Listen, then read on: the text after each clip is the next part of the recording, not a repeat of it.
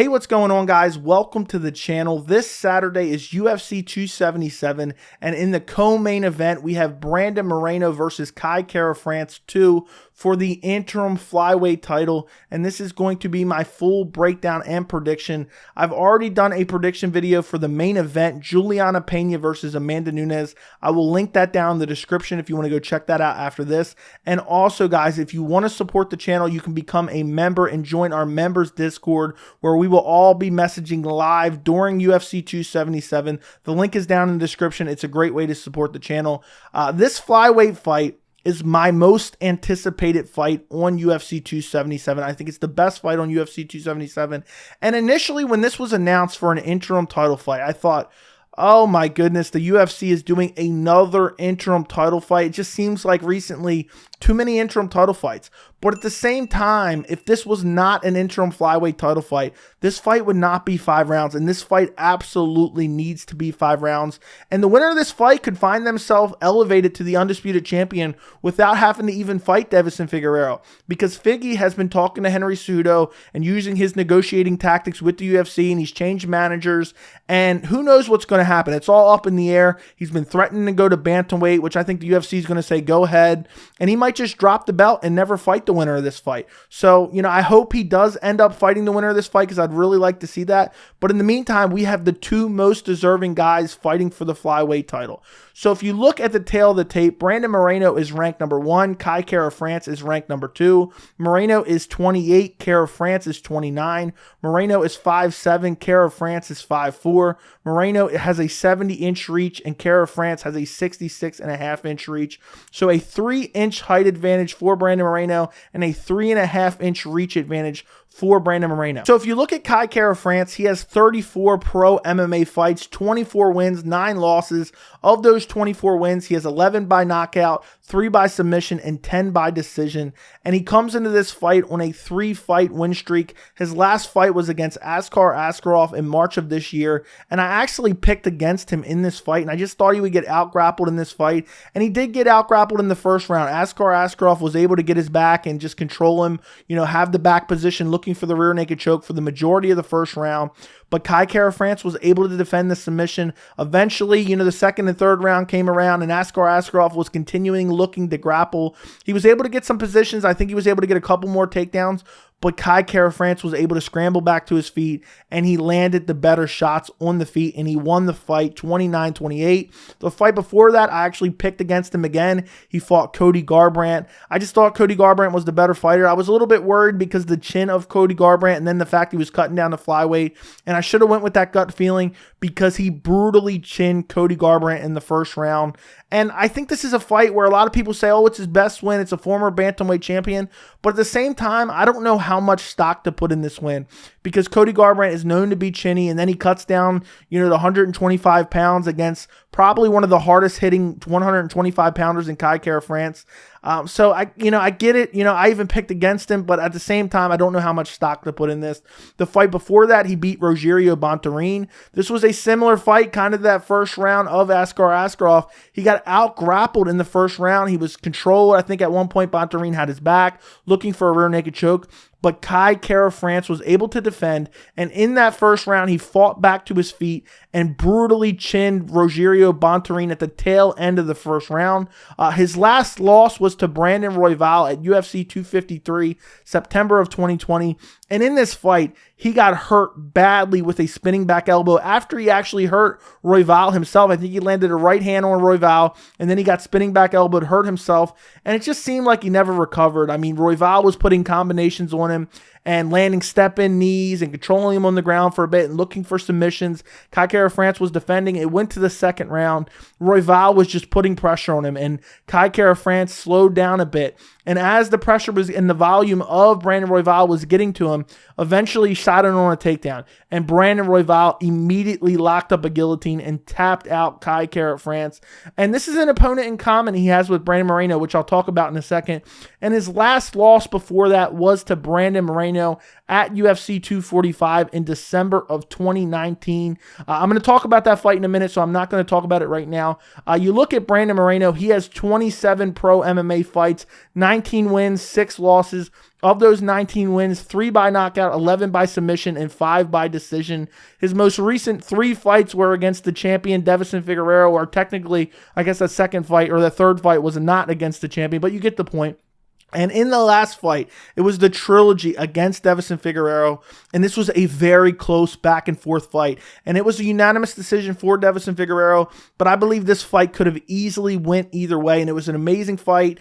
Both guys hurt each other multiple times, and it was just one of those fights where afterwards you're like, well, now I don't know who the better guy is. I really wanted to see the fourth fight, and I'm kind of disappointed it's not happening, but I'm still super excited for Moreno versus Kai Kara-France. Moving on to Brandon Moreno, he has 27 pro MMA fights, 19 wins, 6 losses. Of those 19 wins, he has 3 by knockout, 11 by submission, and 5 by decision. And Brandon Moreno is one of the best stories in MMA. He came into the UFC in 2016. He got a win over Ryan Bennett. He got a win over Dustin Ortiz. And then he lost to Sergio Pettis, who was currently the bantamweight champion in Bellator. And then he lost to Alexandra Pantoja, who is still an elite flyweight fighter who's actually fighting on this card at UFC 277. And then he was cut from the UFC. Well, he went outside the UFC. He won a fight. The UFC re-signed him. He came in and fought Askar Askarov to a split decision draw. And then he defeated Kai Kara-France, which I'm going to talk about in a minute. He defeated Jussier Formiga, which is a quality win as well. And then he defeated Brandon Royval at UFC 255 in November of 2020. And in this fight, I don't know how much stock to put in it because I believe that Brandon Moreno would have won this fight anyway and was winning this fight. But as he was controlling Brandon Royval on the ground, Brandon Royval's shoulder popped out, and that's what kind of led to the TKO. So it's one of those fights where you're like, okay, I still think Brandon Moreno was doing very good up until this point, controlling him on the ground. He did well on the feet. He got clipped a couple times, but I think he was going to win this fight anyway. But at the same time, when you have an injury like that, it kind of leaves it up for debate. And immediately after this fight, because he fought Brandon Royval on this card, and as the main event, Deiveson Figueiredo defended his belt against Alex Perez at UFC 255 in November of 2020. And the UFC needed a main event for UFC 256. So they asked both guys to fight on short notice, a month's notice, and fight for the title at UFC 256, which was in December of 2020. I think it was 3 weeks later. So both guys coming in on short notice, Deiveson Figueiredo defending his belt against Brandon Moreno. And this fight was an absolute battle. It was one of the best fights of 2020, and it went to a majority draw. And this fight probably would have been a Deiveson Figueiredo win had there not been a point deduction mid-fight. But I was so glad that it was a draw because I really wanted to see that fight ran back. It was one of the best fights of 2020, and I wanted to see it again. And how much of a travesty would it have been? The UFC talked about years ago potentially closing down the flyweight division if we would have never got to see these fights. So they rematched back at UFC 263, which was in June of 2021. And in this fight, Brandon Moreno just outclassed Deiveson Figueiredo everywhere. He outclassed him on the feet. He outclassed him in the grappling. And eventually in the third round, he gets him down and gets a rear naked choke and wins the flyweight belt. To go from cut from the UFC to come back to the UFC to win the title, absolute crazy story. But after this fight, there was a lot of excuses from Deiveson Figueiredo, weight cut issues, sicknesses, and stuff like that. So the UFC said, okay, let's do a trilogy. So we got the trilogy at UFC 270 in January of this year, and this was a very close fight, and Deiveson Figueiredo made some good adjustments, and this really could have went either way, but Deiveson Figueiredo was able to get the win. But it was so close that most people wanted to see the fourth fight, and I know there was some people saying, no, I want to see Figgy versus Kai Kara-France. But I feel like a lot of people also, and myself included, wanted to see the fourth fight because after that third fight, I felt like, I really don't know who's better. Because I know there was the excuses after the second fight where he got finished, and that was the most dominant fight. The first fight was close. I thought Figgy won if it wouldn't have been for the point deduction. And then the third fight could have went either way. I personally scored it for Brandon Moreno, but I did not think it was a robbery by any means. So now here we are. We finally have to see an interim title fight because Figgy's not going to fight Brandon Moreno for a fourth time. And, you look at the first fight. What can you take from the first fight between Brandon Moreno and Kai Kara-France? In this first fight, the way it went down was Kai Kara-France was clipping Brandon Moreno pretty badly in the first round, landing some good shots. He hurt him, but he didn't necessarily drop him or rock him, I don't think. And as the fight went on and Kai Kara-France started to slow down and Brandon Moreno started to make some adjustments, he was able to then outland Kai Kara-France in that second and third round with volume and just pressure.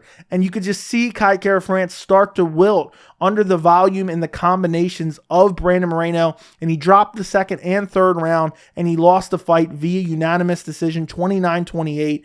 And this was a close fight. I mean, the first round was very good, but it was clear cut. I mean, I don't want to say it was a close fight. It was a competitive fight, but it was a clear, 29-28 victory for Brandon Moreno. So looking at this first fight, how do you look at the second fight? Now, that was back in 2019, and I feel like both guys have vastly improved on their skill set, but I also feel like they're still very similar fighters to who they were back at UFC 245. As far as avenues to victory, that's one thing I always talk about when I make my predictions.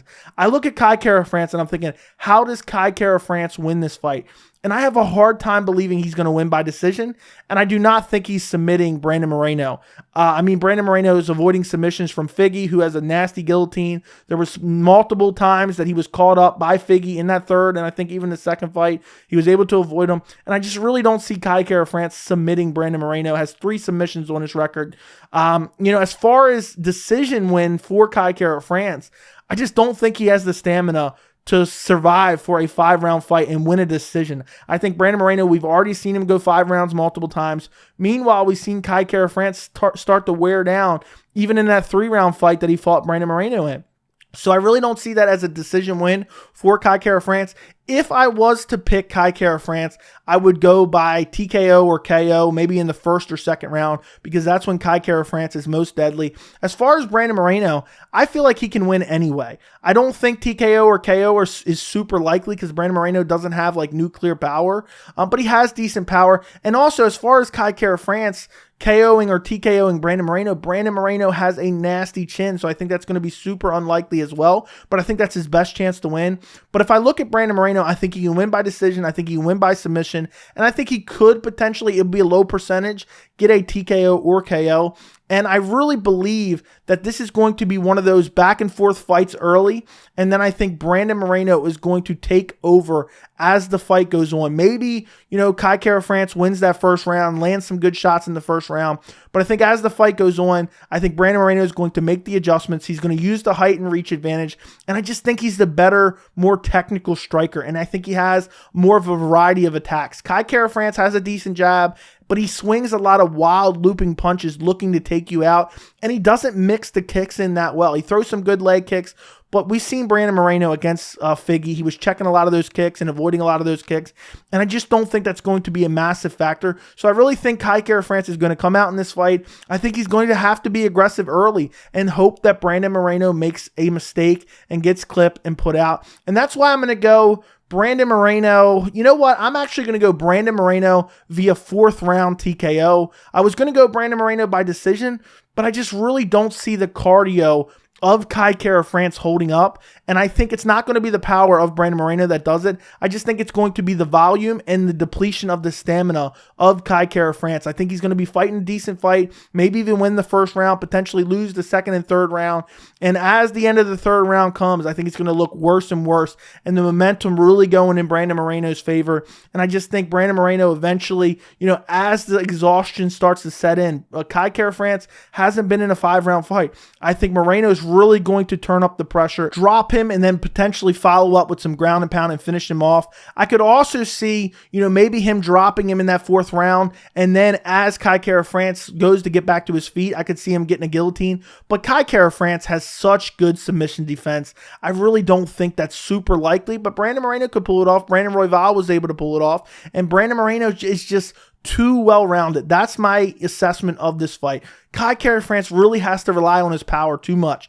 And I just think you look at all their skills. I think Kai Kara-France has the power advantage. I think Brandon Moreno has better jiu-jitsu. I think he has better wrestling. I think he has better striking. I think he's more technical. I think he has better stamina. I think he has a better chin. But not that Kai Kara-France's chin can really be questioned. I think probably if you have to look at chin, I think it's probably equal.